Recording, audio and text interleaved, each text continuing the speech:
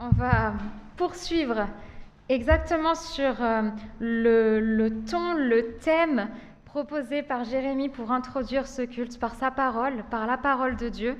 Et en fait, je vous propose même de continuer même dans les psaumes. Nous allons ce matin méditer le psaume 32. On va faire une petite pause sur notre série sur la lettre aux Éphésiens, un peu comme une respiration, là, pour s'arrêter sur ce que ce psaume nous propose. Avant de lire, je vous propose simplement de prier.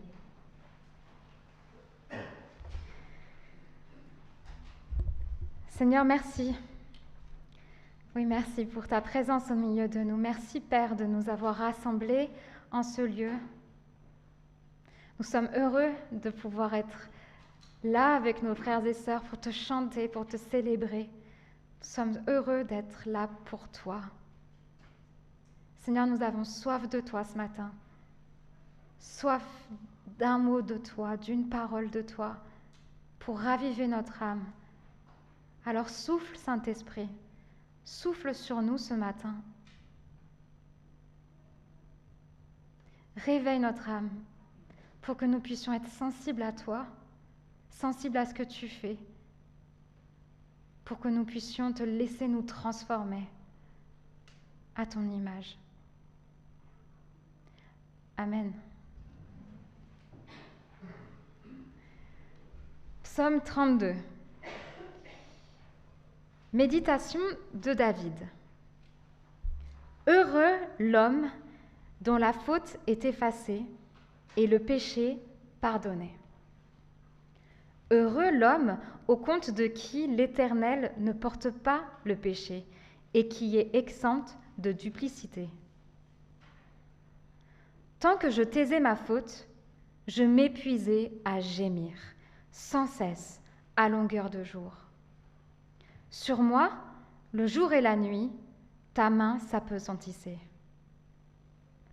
Ma vigueur m'abandonnait, comme l'herbe se dessèche lors des ardeurs de l'été.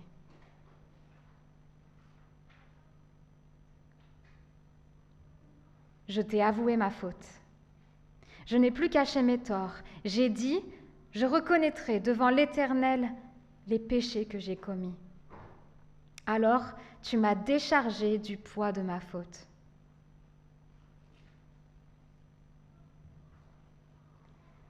Ainsi, que tout homme qui t'est attaché te prie au temps opportun.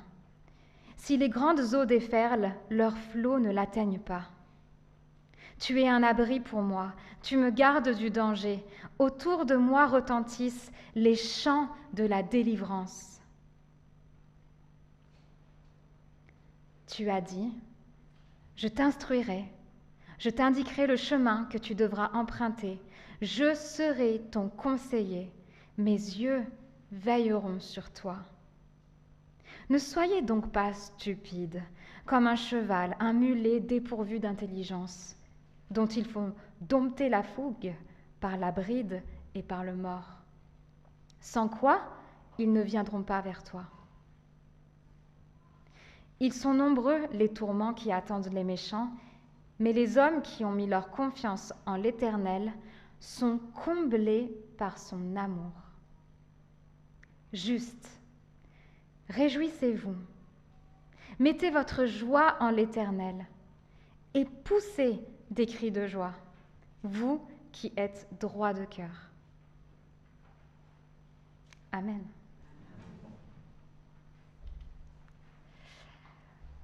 Nous voilà face à un psaume qu'on dit de repentance qui est attribué à David, encore une fois. Il décrit, je ne sais pas si vous avez remarqué, un mouvement assez simple, mais profondément vrai. Tant que le psalmiste cache son péché, il s'épuise, autant intérieurement que physiquement. Mais au moment où il reconnaît sa faute, tout change. Il reçoit le pardon et il retrouve la paix. Le psaume passe de l'expérience personnelle du psalmiste à une parole de Dieu. Dieu lui-même promet de guider et d'accompagner. Et le psaume se termine dans la joie, Celui qui met sa confiance en Dieu est entouré, comblé de son amour. Ce psaume, je trouve, est un véritable modèle de confession des péchés. Confession des péchés. Est-ce que quelqu'un aime bien ce mot? Moi, bon bref, je ne vais pas raconter ma vie, mais j'aime pas les mots confession des péchés. Bon, alors je suis revenue à la base. Qu'est-ce que c'est dans le fond la confession des péchés? Le mot confesser signifie reconnaître. Ça peut être reconnaître sa foi, c'est pour ça qu'on dit la confession de foi, le credo. On peut dire je confesse le Christ, ça veut dire que j'annonce que je crois en Jésus et que c'est en lui que je mets toute ma louange et ma joie. Ça peut être aussi reconnaître sa faute. Quand on dit confesser son péché, c'est que j'avoue mon tort. Alors bien que ce soit simple en soi, du coup, voilà, on constate que la pratique de la confession du péché, elle n'est pas si évidente que ça.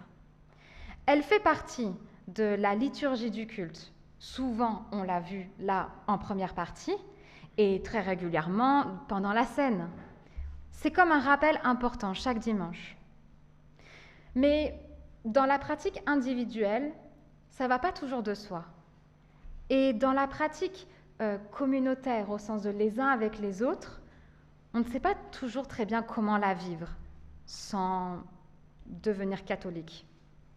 Désolée de le dire comme ça, j'ai un énorme respect pour nos frères et sœurs catholiques, mais vous voyez, on est un petit peu bloqué parce qu'on pense tout de suite au sacrement de la confession des péchés. Pourtant, Dieu appelle sans cesse des pécheurs à être transformés par sa grâce. En confessant nos péchés, eh bien, nous nous plaçons face à la réalité de nos vies et on se réoriente vers Dieu. La repentance, elle produit un changement, ou du moins un engagement à changer. En ce sens, je trouve que la repentance, elle est essentielle dans la sanctification, c'est-à-dire dans ce processus qui nous transforme à l'image de Jésus, qui fait de nous de meilleures personnes, des personnes qui ressemblent à Jésus. La repentance est essentielle.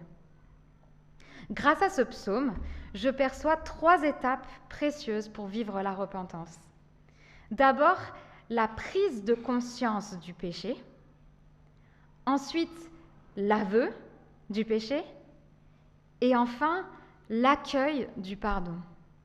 Et je vous invite à voir ce matin ces 3 étapes à l'aide de ce psaume.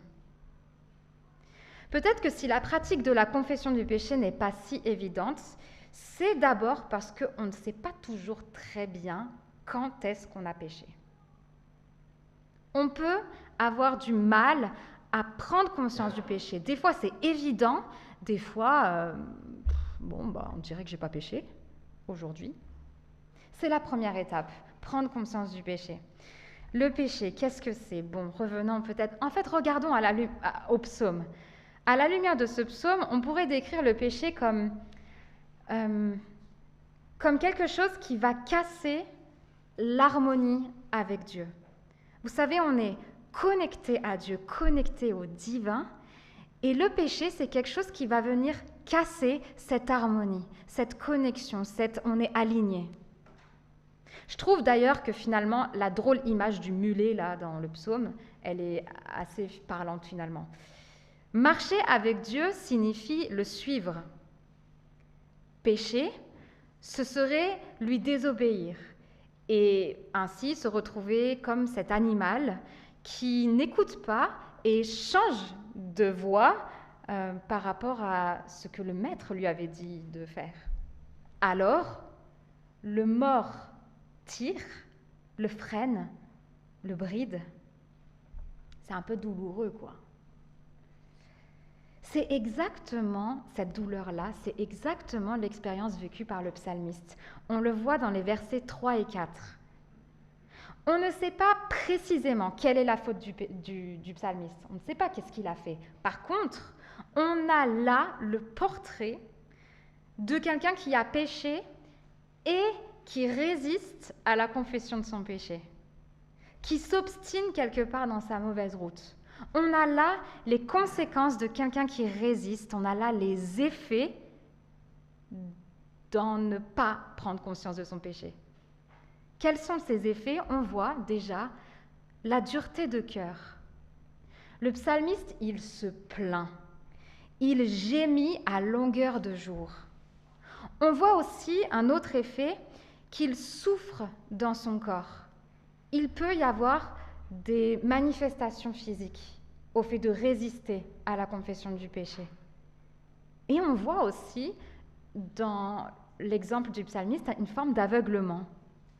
Ce sont les commentateurs Lelièvre et Maillot qui disent « Le psalmiste crie sans cesse, mais se tait sur le vrai problème. Tant que je me taisais ma faute, je m'épuisais à gémir à longueur de jour. » Le psalmiste crie sans cesse, mais se tait sur le vrai problème. On peut donc beaucoup prier, mais ne pas traiter l'essentiel. Ainsi, je trouve qu'on a là une invitation à s'examiner régulièrement.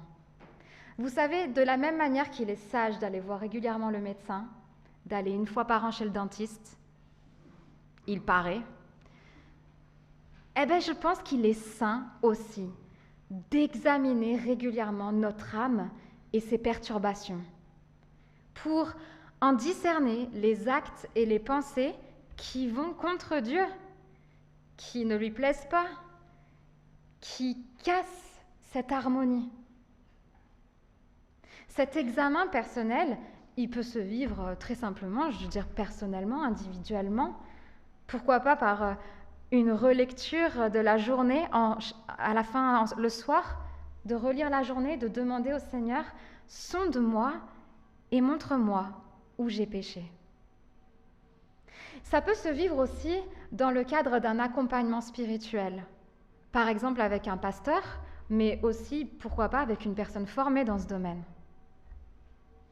Ce que décrit le psalmiste, je crois que nous pouvons un peu tous le vivre, et peut-être l'avez-vous déjà vécu. Moi, en tout cas, je dois reconnaître qu'en lisant, méditant, travaillant ce texte, ça m'a tellement éclairé sur une période de ma vie où je crois que c'est moi, cette description-là. Vous savez, j'ai connu pendant des mois et peut-être même des années, ce trouble intérieur et cette plainte constante, sans jamais savoir vraiment ce qui se joue. Et puis à un moment, dans une prière, dans une plainte, une parole a franchi mes lèvres. Une parole que je n'avais pas maîtrisée, mais qui a révélé quelque chose que je n'avais pas vu en fait. Cette parole, elle révélait ma rébellion contre Dieu. Je disais à Dieu, en fait, que je pourrais mieux m'en sortir sans lui dans la vie. Je dois reconnaître qu'une fois que j'ai dit ça, que j'ai pris conscience de ce que ça signifiait d'avoir dit ça, je me suis sentie profondément mal. Prendre conscience de son péché, ça peut faire mal. Et quand le psalmiste a réalisé sa faute, il aurait pu tout de suite soigner ce mal en sautant à l'étape « je suis comblé de l'amour de Dieu ». Et je crois que c'est une tentation que nous pouvons avoir, nous, bénéficiaires de la grâce, du pardon et de l'amour de Dieu. On peut passer de l'étape prise de conscience du péché à l'étape pardon, sans même avoir demandé pardon. Ça paraît pourtant tellement logique. Mais une fois qu'on a discerné ce qui est dans l'ombre, une fois que l'Esprit, dans sa grâce, nous a révélé ce qui se passait là dans l'ombre, je crois que s'il nous le révèle, c'est pour que nous puissions déplacer ce qui est dans l'ombre et le mettre dans la lumière, dans la vérité de l'Évangile, pour nous amener à une grâce encore plus grande. Nous sommes appelés à déplacer le péché dans la lumière pour être libérés. Et le psalmiste va le faire. Il va passer à sa deuxième étape d'aveu, et on le voit dans le verset 5. Il découvre la faute. Il retire ce qui couvrait la faute. Il arrête de cacher la faute. C'est une mise en lumière, vraiment, de ce qui était dans l'ombre. Il choisit de ne plus tricher, de ne plus faire comme si c'était OK. Et il reconnaît qu'il s'est rebellé contre Dieu. Vous voyez, il ne dit pas seulement « j'ai fait une bêtise ». Il dit « j'ai fait ce que tu ne veux pas ». Et j'ai conscience que ça cause une désharmonie entre nous. Il y a un bienfait considérable, je pense, à avouer sa faute à voix haute à quelqu'un d'autre. Probablement d'ailleurs que ce psaume fait référence à une confession publique. La confession orale à un autre libère. On pourrait croire, et je reconnais que je l'ai longtemps cru, je le crois un petit peu quand même au fond de moi, que parce que c'est une affaire entre Dieu et moi, ça reste entre Dieu et moi. Certes, le péché a quelque chose de privé et d'intime. Je suis tout à fait d'accord avec ça. Mais il faut reconnaître qu'on est un petit peu dans une situation où Dieu est présent parmi nous, oui, mais il est présent comment? Par son esprit. Il vit en nous, oui, complètement, mais comment? Par son esprit. Or, je ne sais pas vous, mais moi, je suis faite de chair. Je crois que vous aussi, d'un point de vue là. Alors du coup, je crois que nous avons besoin d'avoir des vis-à-vis faits de chair pour être témoins d'un acte de réconciliation entre mon esprit et l'esprit de Dieu qui vit en moi. Vous comprenez ce que je veux dire? C'est le conflit qu'il y a, il est entre l'esprit qui est en moi et l'esprit de Dieu qui vit en moi. C'est là qu'il y a besoin de réparation et de réconciliation. Et combien il est sain et bon d'avoir un témoin qui est fait de chair, qui m'aide à confesser cette parole pour pouvoir réconcilier mon esprit avec l'esprit de Dieu qui vit en moi. Quand j'ai réalisé mon péché, dans l'expérience que je vous ai brièvement partagée avant, j'aurais pu garder cette honte entre Dieu et moi. C'est mon combat. Mais je ne sais plus comment, il se trouve que j'en ai parlé à quelqu'un, à une personne de confiance. C'était profondément humiliant. Humiliant de dire une bêtise. Je faisais mes études de théologie en plus, genre franchement, c'est idiot de croire que ceux qui sont consacrés au Seigneur pêchent moins, c'est complètement idiot. Parce que là, j'étais vraiment confrontée à ça. La stupidité dans laquelle je m'étais lancée. Et de le dire, de le confesser à quelqu'un, ça m'a encore plus fait rendre compte de la stupidité. Enfin, je veux être gentille avec moi-même, bien évidemment, mais de mon péché, en fait, tout simplement. C'était humiliant dans un premier temps, mais dans un second temps, profondément libérateur. Il ne s'agit pas, bien évidemment, de faire des confessions publiques, vous savez, chaque dimanche pendant le temps des annonces. On ne va pas aller là, vous inquiétez pas. Mais je pense que nous sommes invités à chacun, chacune, trouver un frère ou une sœur de confiance. Et j'insiste sur le de confiance. Trouvez un frère ou une sœur là dans la communauté de confiance à qui vous pourrez confesser ce péché. Et je crois que ça demande de l'entraînement. En communauté, nous devons nous entraîner les uns les autres parce qu'il faut faire preuve de sagesse. Sagesse pourquoi? Pour ne pas juger, mais pour accueillir avec compassion. C'est Bonhoeffer qui avertit sur ça. Trop intéressant. Il dit que parce que nous voulons être une communauté de croyants, nous pensons que nous sommes une communauté pieuse. Mais en le pensant, on finit par ne plus laisser de place au péché. Et quelque part, chacun doit du coup cacher par peur d'être jugé. Mince, je ne fais pas partie de la communauté pieuse parce que moi j'ai péché. Je ne sais pas comment ils font les autres, mais moi j'ai péché. Pourtant, l'Église est appelée à être une communauté de pécheurs qui vit par la grâce. Alors plus nous pratiquerons l'examen personnel, plus nous aurons de facilité à reconnaître notre faute.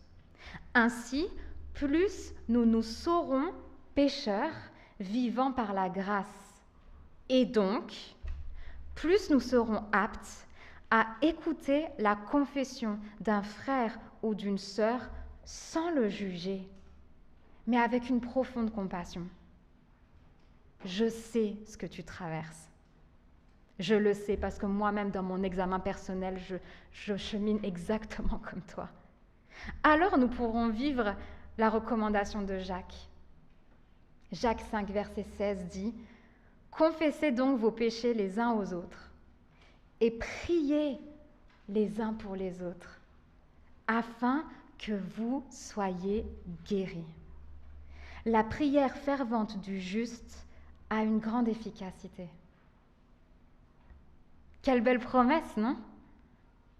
Si la prise de conscience et l'aveu sont les deux premières étapes, elles ne consistent pas à s'arrêter là et du coup à nous flageller, à faire pénitence pour notre faute. Non, elles sont là pour nous ouvrir à la troisième étape, pour nous ouvrir à la bonne nouvelle. La Bible déclare « Si nous reconnaissons nos péchés, Dieu est fidèle et juste et par conséquent il nous pardonnera et nous purifiera de tout le mal que nous avons commis. » Nous pouvons avoir confiance dans la parole de Dieu parce que c'est Dieu qui le dit. Alors, ne nous fermons pas à la bonne nouvelle, à la troisième étape. Si on vit la première et la deuxième étape, la prise de conscience et l'aveu, c'est pour nous ouvrir à la bonne nouvelle du pardon. D'ailleurs, le psalmiste, c'est exactement ce qu'il vit. Il se réjouit, mais ouvertement. Il se réjouit d'avoir trouvé en Dieu un refuge, au verset 7. Au verset 7, on voit que le psalmiste n'est plus submergé par sa faute, mais il est à l'abri, caché auprès du Père. À la croix, Jésus a couvert notre honte et notre culpabilité.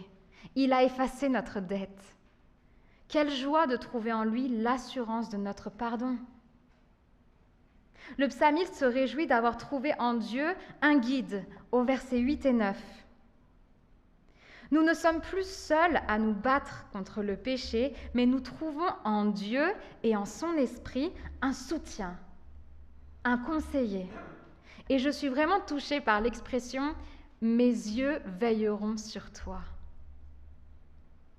Je trouve ça, c'est pas du tout là le regard méfiant du surveillant qui attend juste qu'on tombe pour nous gronder. Non, il s'agit là de la promesse du regard bienveillant de notre Père qui ne me lâche pas. Il veille sur moi, il soutient ma marche. Au verset 10, on voit la joie de réaliser que Dieu nous comble de son amour. C'est sans doute là le summum de la grâce. En confessant notre péché, nous serons surpris de trouver le Père, les bras grands ouverts, dont l'amour n'a pas diminué à cause de notre péché. Un autre aspect me touche, je l'ai déjà mentionné avant, mais là particulièrement, c'est l'aspect communautaire. Encore une fois, Bonhoeffer. Je suis désolée, je le cite beaucoup, mais c'est vraiment quelqu'un d'intéressant. Bonhoeffer dit que le péché a cette capacité d'isoler un individu, comme je l'avais dit avant. Parce que tu as fauté, tu ne fais plus partie de la communauté pieuse, donc je t'isole et je te garde dans l'ombre. Toi qui es un tricheur, qui te crois dans la communauté alors qu'en fait tout le monde est pieux, mais toi t'as raté. Ça, c'est le pouvoir du péché, d'isoler l'individu de la communauté. Mais quand le péché est confessé à un frère ou une sœur, alors le péché est mis en lumière, il est exposé pour ce qu'il est et il est jugé à la croix. Il perd tout son pouvoir. Ainsi, la conséquence et la bonne nouvelle, c'est que la personne qui se croyait isolée, qui était isolée, retrouve une place dans la communauté des pécheurs pardonnés.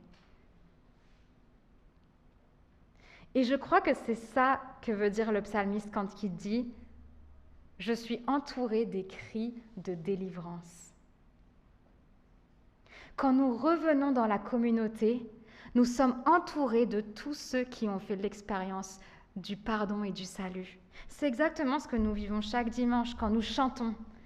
Nous chantons notre joie d'avoir été sauvés par Jésus-Christ. Nous sommes une communauté de pécheurs pardonnés. Finalement, la bonne nouvelle complète se trouve dans la béatitude qui ouvre ce psaume. Heureux l'homme dont la faute est effacée et le péché pardonné. Heureux l'homme au compte de qui l'Éternel ne porte pas le péché et qui est exempt de duplicité.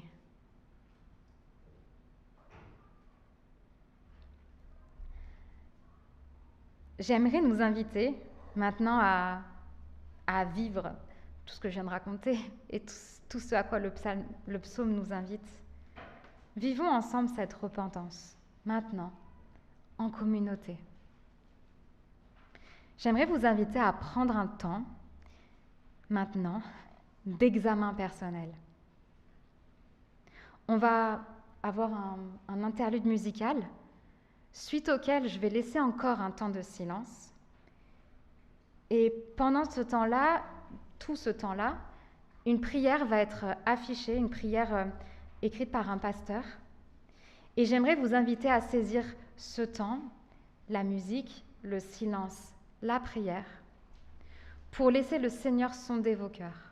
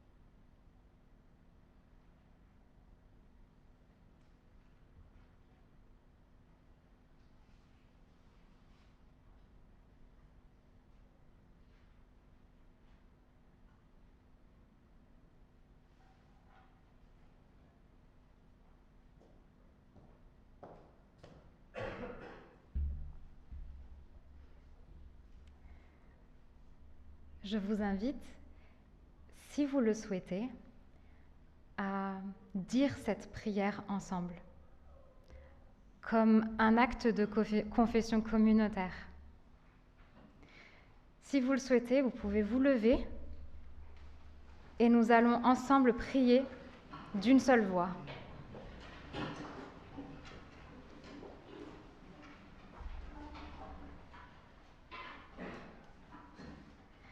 Seigneur, nous t'avons fermé nos cœurs comme on ferme la porte à un inconnu.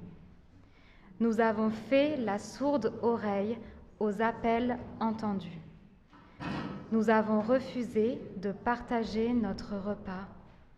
Nous sommes restés assis quand tu nous voulais debout et en marche. Nous avons préféré écouter d'autres voix que la tienne, accomplir d'autres œuvres que les tiennes. Nous ne t'avons pas reconnu là où tu étais, et nous t'avons cherché là où tu n'étais pas. Nous t'avons demandé ce que tu ne pouvais pas nous accorder, et nous avons refusé ce que tu nous offrais. Seigneur, pardonne-nous, entre dans nos vies et dans nos maisons. Assieds-toi à notre table. Viens, que nous soyons tes invités. Amen. Heureux l'homme, heureuse la femme, dont la faute est effacée et le péché